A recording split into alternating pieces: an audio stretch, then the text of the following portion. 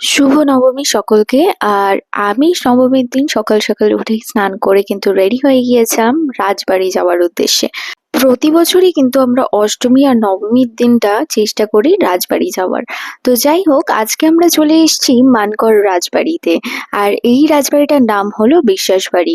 তো আজকে শুধু আমরা দুজন না, সাথে আমার বন্ধুও রয়েছে ছোটবেলাকার। আর দেখো রাজবাড়িটা কত সুন্দর করে সাজানো হয়েছে। বলতে পারো যতগুলো রাজবাড়ি এখনো অবধি দেখেছি সেগুলোর মধ্যে এই রাজবাড়িটা একটু মেনটেন করা হয়। মানে এখানে আজও কিন্তু ওনাদের উত্তরসূরিরা থাকেন। তো যাই হোক, অষ্টমী আর নবমীর দিন বিভিন্ন জায়গা থেকে এখানে কিন্তু লোকজনেরা আসেন পুজো দেখতে।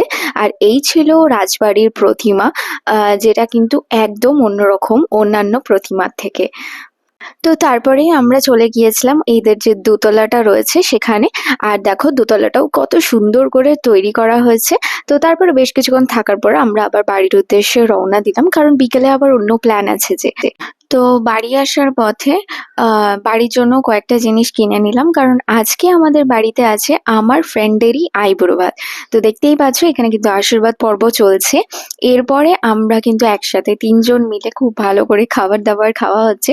আমার বাড়িতেই সমস্ত কিছু অ্যারেঞ্জমেন্ট করা হয়েছিল। তারপর বেশ কিছুটা টাইম একটু রেস্ট নেওয়ার পর আমরা বিকেলে কিন্তু দুর্গাপুরের উদ্দেশ্যে রওনা দিয়েছিলাম। কারণ আগের দিন যখন দুর্গাপুর গিয়েছিলাম সপ্তমীতে, সেদিন পুরোটা কিন্তু ঘোরা হয়নি। আর তাই আমরা আজকে বেরিয়ে পড়েছি বাকি দু একটা ঠাকুর আছে সেগুলো দেখার উদ্দেশ্যে। তো এই যে ভিড়ালা জায়গাটা তোমরা দেখছো, এটা হলো দুর্গাপুরের গোপাল মাঠ, যেটা অন্ডালের খুবই কাছে অবস্থিত। আর এখানে এত ভিড় ছিল, জাস্ট পা রাখার জায়গা ছিল না, রোড থেকে ভিড় পুরো দেখা যাচ্ছিল। আর এখানে মাঠটার মধ্যে খুব সুন্দর করে শ্রীকৃষ্ণের কিছু কিছু পার্টকে তুলে ধরা হয়েছিল। আর এখানকার থিম বানানো হয়েছিল বৃন্দাবনের প্রেম মন্দির, যেটাকে খুব সুন্দর করে ছোট ছোট আকারে এক্সিকিউট করা হয়েছে।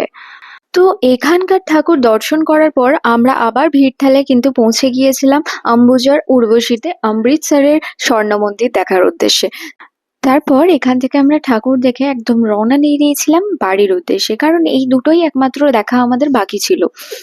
তো বাড়ির আসার পথে আমরা খানিকটা রাস্তা আসার পর আমাদের মনে হয় যে রাজবাড়ির ঠাকুরটা দেখা হয়নি, তো এখানকার ঠাকুরটাও দেখে নিই।